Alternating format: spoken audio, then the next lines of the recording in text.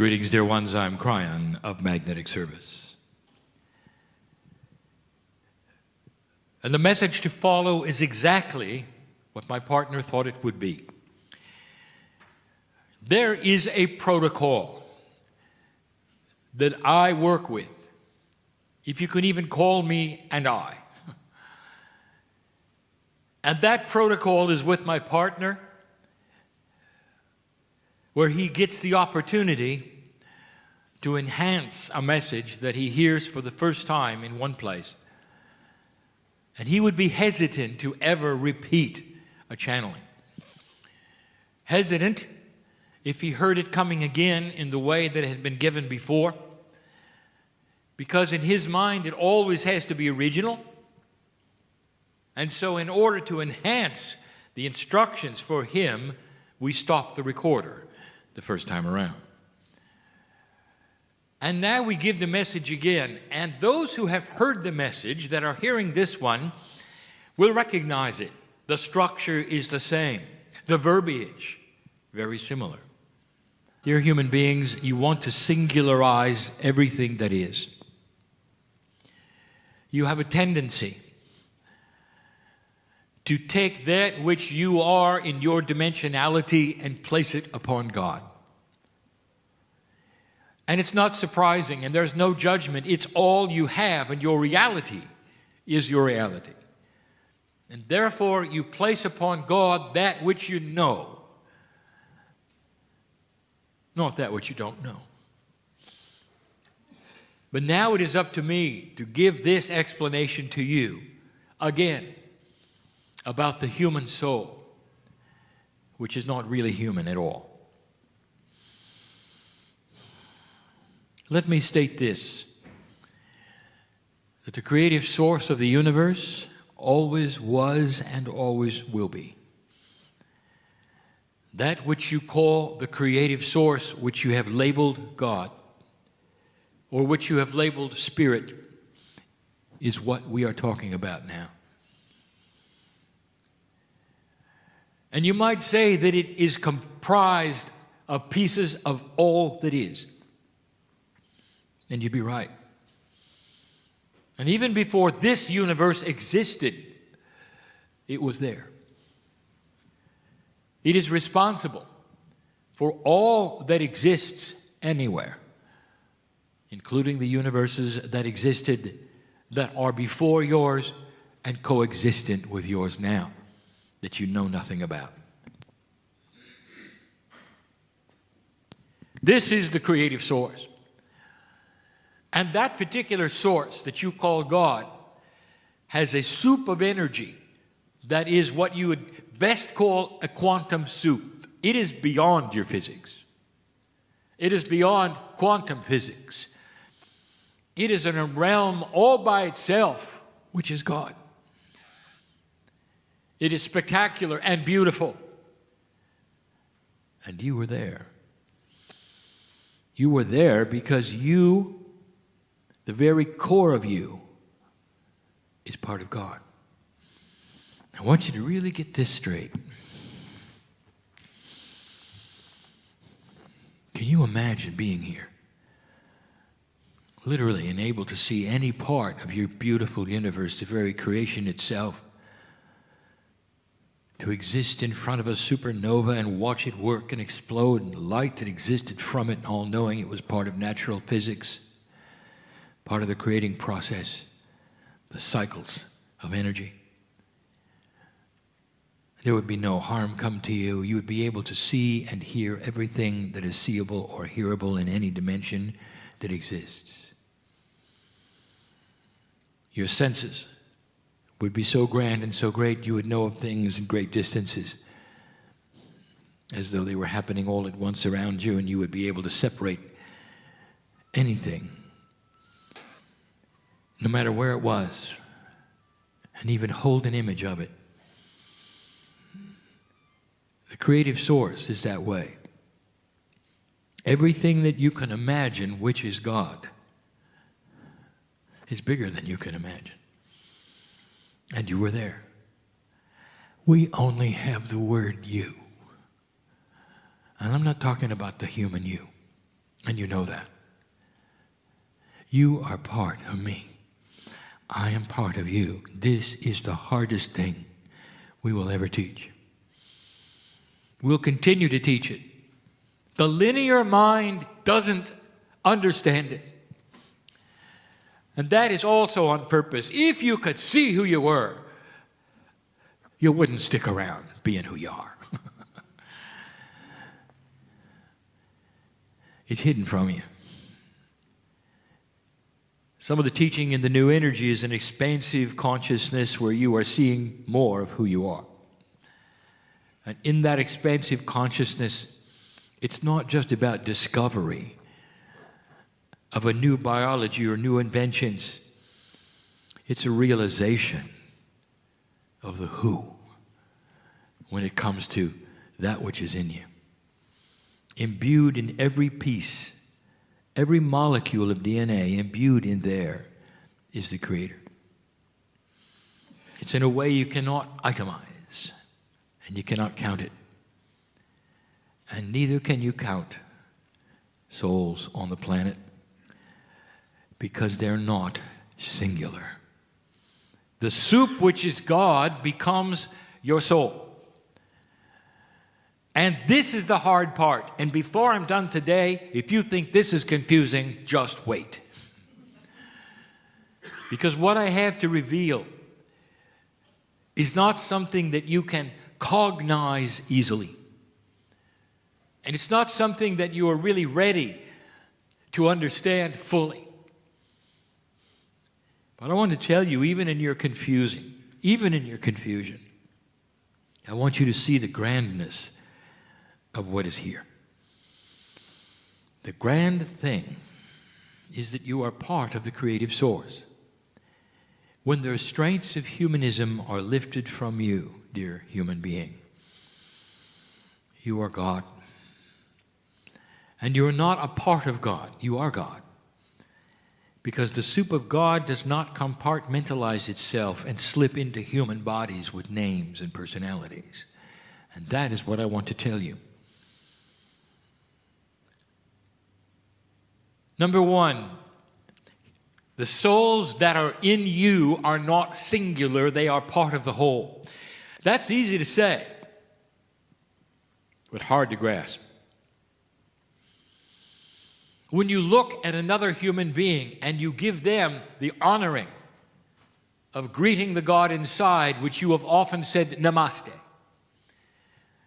You greet the God in them that is the God in you. Did you ever think they're the same soul? No. You have your soul, they have theirs. That's what you think. And it's the best you can do. Because if you combine them together, there are problems with your mind.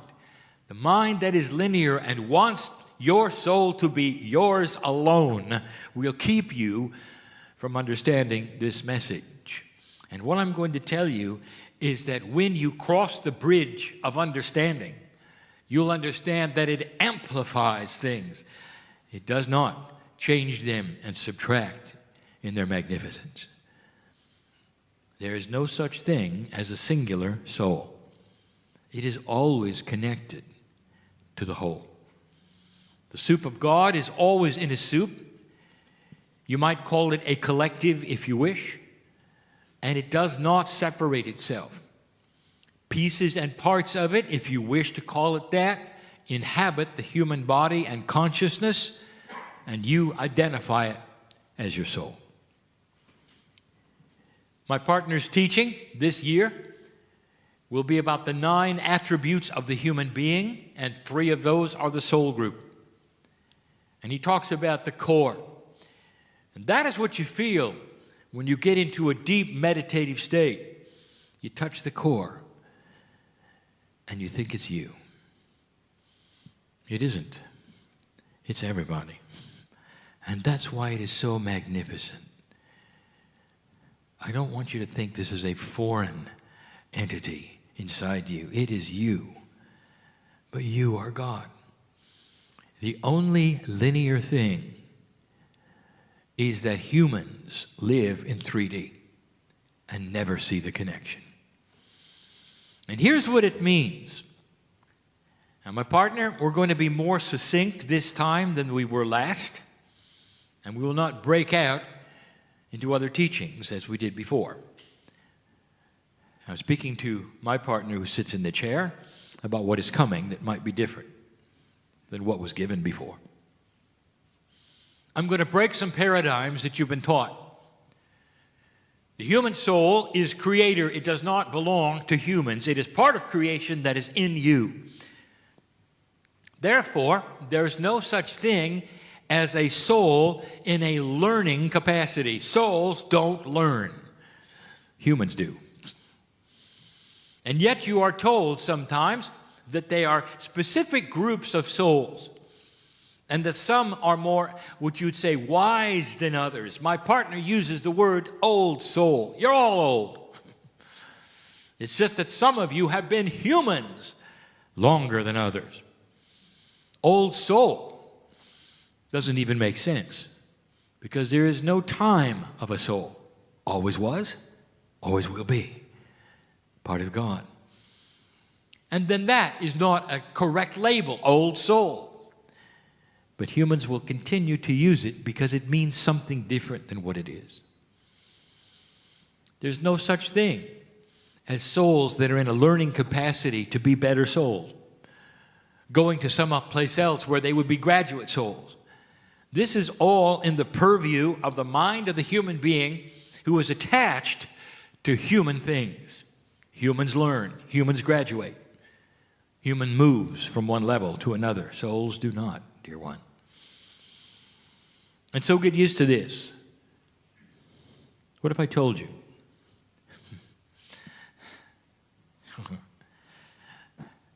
Your soul is identical in its magnificence to every soul on this planet.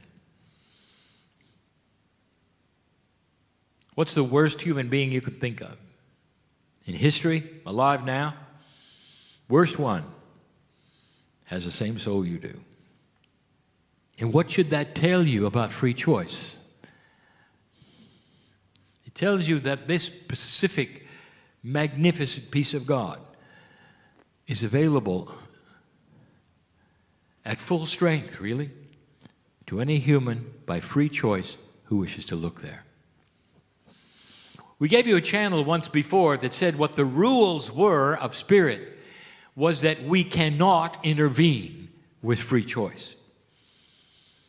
We can watch you make the mistakes. We can watch you turn your back upon what is inside you that's magnificent. We can watch you develop evil. And we can't do anything. It has to be you. It has to be that which is human that makes the choice. Those who have been humans longer on this planet make better choices because they are aware of the God inside at some level. That's just one attribute that I want to demystify how this works. This one is similar. There is no advancement of souls. You should know this. There is this feeling that human beings have that you start as an animal and graduate to a human. And that somehow the soul goes through certain incarnations where it is a lesser human being or perhaps in an animal in order to graduate to an old soul. Any of these things, you just name them, they're all around. That's what humans do. They make levels of advancement and importance. And they place them upon God and even teach them. That diminishes the creative source. Kryon, you mean the animals don't have souls? I didn't say that. They have a different kind of what you call soul, and yes, it reincarnates, and we have told you that before, but it never crosses the barrier of animal to human, ever. It's precious and it's sacred what is inside you, human being. It belongs to your DNA and it's part of a plan. It didn't start as an animal. There are those who actually think that The smaller the animal, the lower the soul. You start as a hamster, you become a dolphin someday, and then you're a human. By the way, that's taught in places. I want to tell you, that's not the way of it at all. It just isn't. And so there is no learning, there is no levels of advancement, and there's no hierarchy. Wait a minute, Kryon, what about archangels and lesser angels? We've given that discussion before. It's only in your thinking where you put them and what you name them. That is a human attribute. It is not God. There's no management system or flow charts with God. There is no hierarchy of who is in charge of whom or what with God. It is a system that is known by all. It is beautiful, and it is sacred, and it is perfect. There are those scientists who have looked out into the universe, and they're starting to realize it could not have been made by accident. And they are struggling with this because it is outside of the reality they have of evolution being chance. Well, it isn't. It's designed. And if you want to know why this galaxy was designed the way it is, I will tell you, it's so you could sit on this earth and hear these words. It's all about you. It really is. Everything revolves around the human being on this planet, and the animals know it at some levels. They all know it. Getting you to realize it has been slow. And now that is the task, is it not? To understand that the system supports you. You are not bucking the system. When you go outside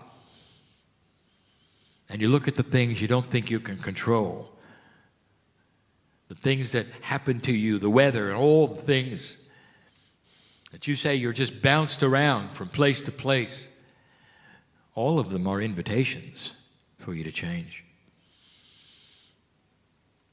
Perhaps you know humans who have had very unfortunate lives and everything bad has happened to them at every single juncture. Dear human being, that particular human had a grand opportunity to be brought to zero and take the hand of God. And instead of turning their backs, to actually enhance their lives and understand. And they either did or they didn't. And this is the free choice. To some of you, you look at life and say, well, it doesn't make sense to me because it seems cruel, or this or that has happened to them or me. Not understanding, these have all been synchronistic turning point possibilities and potentials. And some will wallow in the grief of them, and some will take the hand of God and move forward. That are decision points we give humanity over and over, and it's not always through grief. Sometimes it's through joy and celebration. Depends upon who you are, where you've been. Old soul, you see, even I will use the word. Your soul is forever. It's unchangeable. It's perfect. It's beautiful.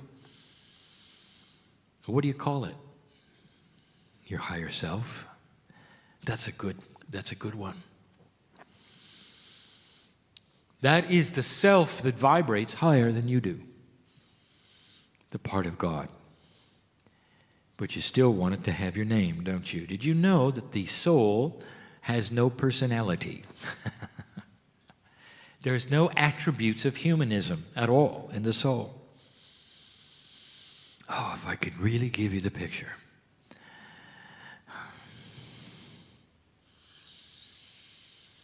I would love you to see it. The perfection of the universe that you share with every other human being on the planet. Do you know what increased human consciousness really is? It's building the bridge to connectivity. when you start to understand that really you're all the same. My partner has spoken about the evolution of religion on the planet Earth. And the thing that to expect, that we have asked you again to look for, is how religion, organized religion, will shift. The question has arisen, will it survive? And the answer is yes. We have told you before, it doesn't matter how humans find God. It really doesn't matter. And there will be levels of human knowledge because of the levels of human understanding about who God is. Therefore, it's important that all of the processes remain so that the human beings just starting out can go through whatever process they wish to and have their hands held while they do it by a master. So what about organized religion, and how is it going to change? It's going to start seeing connectivity, and this is what we teach. There's going to be an understanding and a revelation, perhaps even a return to the original teachings that they will then look at, which honors all the other belief systems. When the religions of this planet join together and realize they are unique and they are okay to worship the way they wish to, and at the same time acknowledge the others' rights to worship the way they want to, you will see an expansion on this planet of spiritual work and knowledge and understanding and compassion. But as long as they separate into groups that say, we know how to worship the one God better than you know how to worship the one God, you're in trouble. And you knew that, didn't you? Religion is not going to diminish or go away. It's going to get bigger, especially when it is one that is what I will call compassionate to all the others. Isn't it interesting, on your planet, there is a full realization of a monotheistic God, one God. And most of the earth believe even in the afterlife. And yet, you segment yourself into thousands of pieces deciding who is right to worship the one God. That is what will change. It's about connectivity. And what I'm about to give you will challenge your perception of connectivity. We bring up the subject next, and finally, about soul sharing. You're not going to like this, dear ones, because it breaks the paradigm of your traditional thought. We'll start easy. We'll start simple, and then we'll get hard. Soul sharing. Have you heard of a walk-in? All right, let's talk about what it is. What you think it is, what you're taught it is, the problems of logic and singularity that exist. Here is what you're often told. A human being will pass and come back. But in order to come back quickly and move over the growing up period, in order to accomplish things quicker, they will soul share at approximately the age of 8 to 13 with another soul that is grown up already. That's the walk-in. And so now you have two souls, supposedly, in one body. Follow me so far? So now the walk-in has an attribute that you have to ask about, and many have. All right, what happens to the first soul? Does it take a subservient position? If the name is Sally and the second soul comes in, and that was Henry, it's confusing. What does Henry think about it, being in another gender with Sally? Can they exist together? Does one take a back seat? Does one go forward? Does one simply give up and go back? What is the process of this? And human beings that are esoteric wring their hands and have discussions and say, how can this be? And what do we make of it? And we sit by and we look at it and we go, what are you talking about? You have a 3D argument going on, and all of the machinations of your logic puzzles have been created by you. Because Henry and Sally are just fine with it all.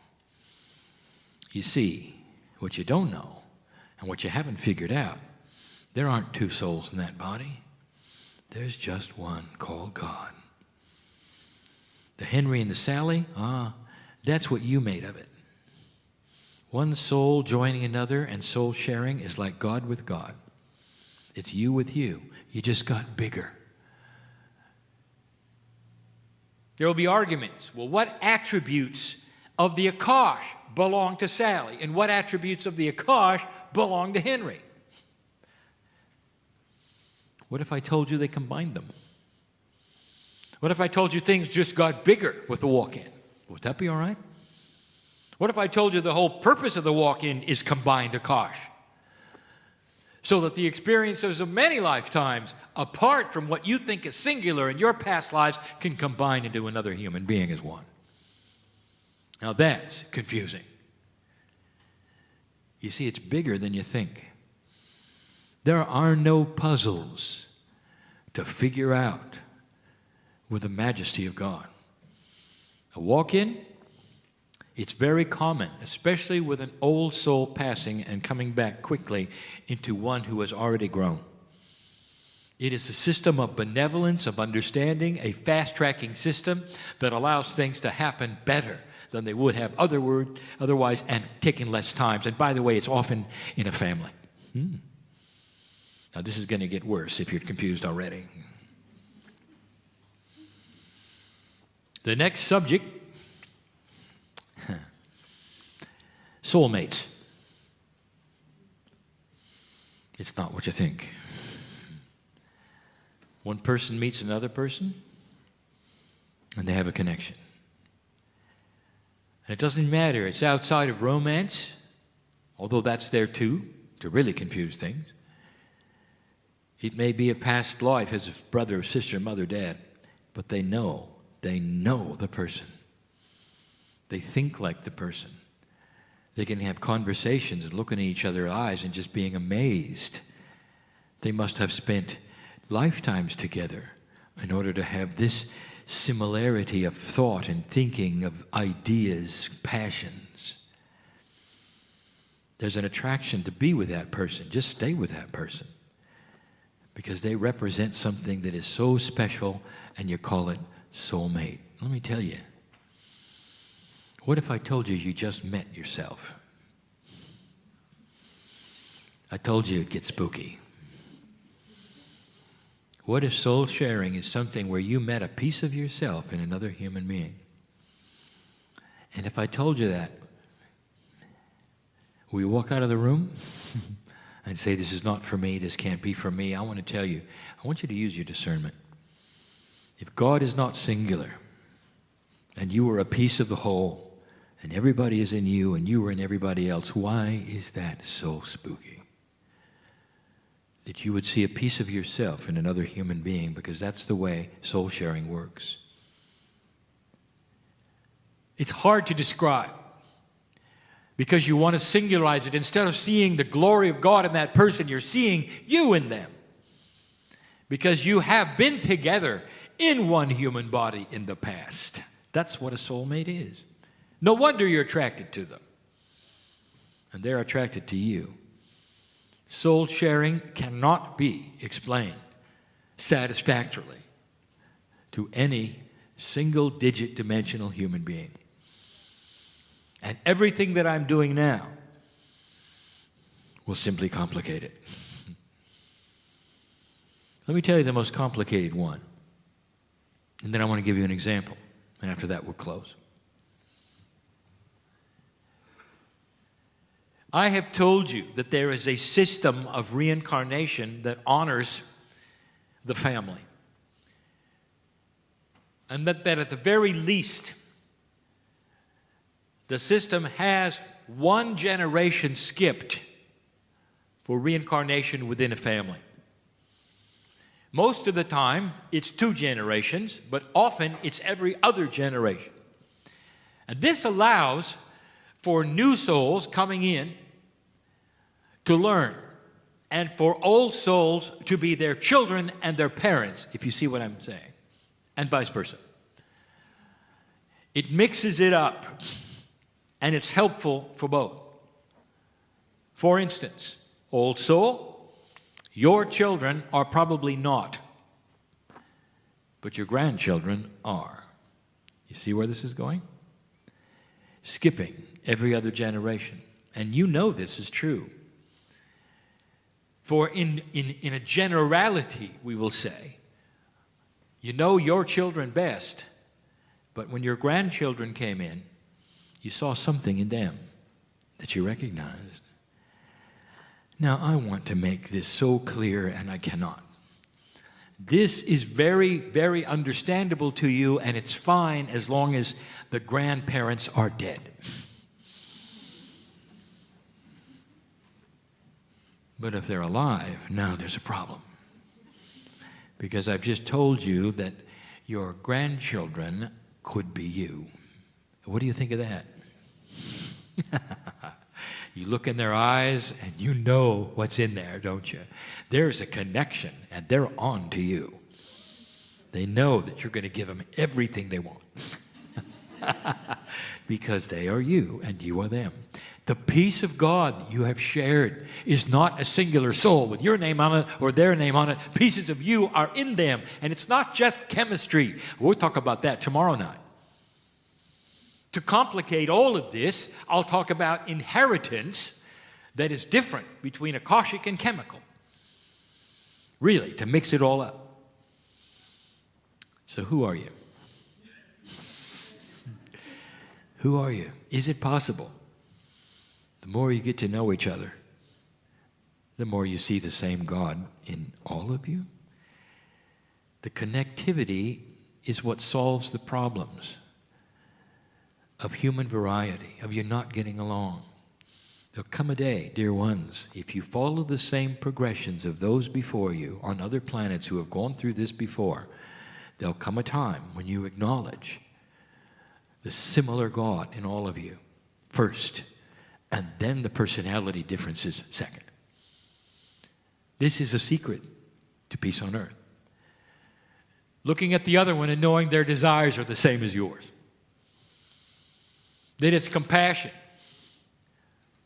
not trickery. It's generosity and not bullying. And you start to look at what creates what it creates in personalities differently and aside from the God inside. You'll see their degree of awakening and help them to do what you've done through what you can show them in your graciousness and in your maturity in how you live. That's the only vehicle of teaching other human beings about God that we have to give you. Let me give you a little story, and then we close. I want to talk about Evelyn, the everlasting tree.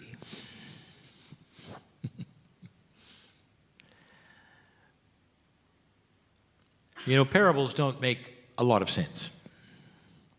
Because they are allegories, you have to forgive some of the 3D parts. And so Evelyn doesn't really exist in nature in the same way. But it's a story. And it's close enough to what nature does so that you will understand. Evelyn had an essence about her as a tree.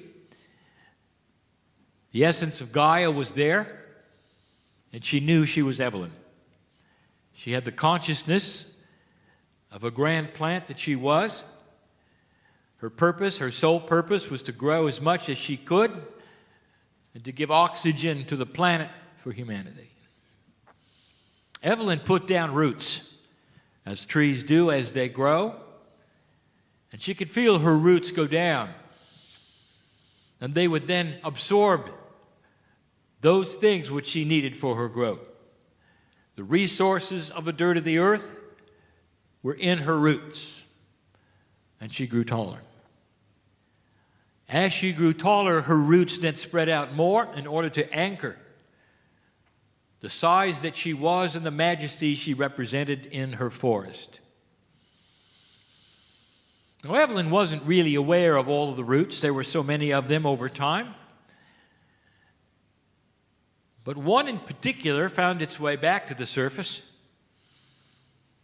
a great distance from her, many meters, and sprouted. And this sprout then became a tree.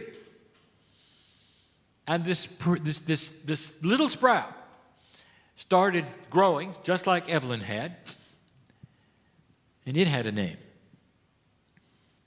Martha. Now here is Evelyn watching Martha grow up. Martha grew from Evelyn's root. Now Martha, over a period of time, put down some roots, and the same thing happened with her. In the same time, Evelyn had other sprouts going on in the other direction. They were Evelyn's roots, sprouting as other trees with other names. You see where I'm going with this? Eventually we have a forest, and all the roots are connected. They're all connected. The life force of the nutrients of the planet are surging through all of them. There is no beginning or end of any root. They're all connected to each other. Now, I want to interview Evelyn. Evelyn, who are you? As you look around the forest, are you Evelyn? Or are you also Martha and George, Sally? Who are you? And Evelyn would have to stand tall and say, I am all of them, and they are all of me, because our roots are combined together from the same source. I want you to look at that. And I want you to understand that it is the metaphor of who you are. In nature, you look at these kinds of things and you say, how unique. You don't see it as you do yourselves, with individual personalities, lives to live, or you walk around. But it's true. Connectivity and the realization of it and the oneness that is all is going to be the salvation of humanity. But it has to start, literally start, with you understanding that the soul inside you is bigger than anything you ever thought. Now, I told you a moment ago the soul has no personality. Not like you think. But it does have an attribute. It has perfection, love, benevolence. That's what you feel. The hand of the soul, which is God, is always open to you. Always. From the moment you're born, the invitation is to discover who you are, to take that hand and move into a position where you can change the planet. And old soul, you've lived long enough to come to this point and hear this message. Well, you know I'm right. Because this is the time to take that hand. It's got to be with your free choice, with your intent, and with your understanding. That's what I want to do. Don't do anything because you should. Or because you came to a meeting and heard a channel that may have moved you. Now you should do something. Don't do that. I want you to sit by yourself alone in a chair and ask your body, is there more? And it will shiver in response. And the first thing it's going to say is, what took you so long to ask? And it'll say, yes. And that is the beginning of discovery. My partner did that. He did it 23 years ago. He started with himself. He was afraid. What energy is talking through me? How could it do this? Is it the devil? All of the things that linear minds go through tradition and training and misinformation was there. All of it. Until he got to a place of pure emotion where he wept with the understanding that he was more than he thought. And it led him right to the source. That's the invitation, dear one, of every single human being on the planet. If you relax and talk to that which is your innate in your body and let it help guide you to the truth, you'll get it. Don't listen to me. Don't listen to another human being. I want you to start listening to you. Start asking yourselves and yourselves what it is you need to know. And it'll tell you. Is this channeling real or is it not? Use your discretion and your discernment and all the words you want. Discern the energy of the day. My partner steps aside for this, and now he comes back in a moment. All this time to give you a message of love coming from that source, which is you. You ought to recognize this voice. Not the human voice, the other one that's been talking to you in the third language all this time. Whispering, listen, listen, listen. This is what you came for. It really is. Dear old soul, you are the hope of the planet. Whoever is listening to this and cognizes the truth of it, you'll know this is your time. Get on with it. And so it is.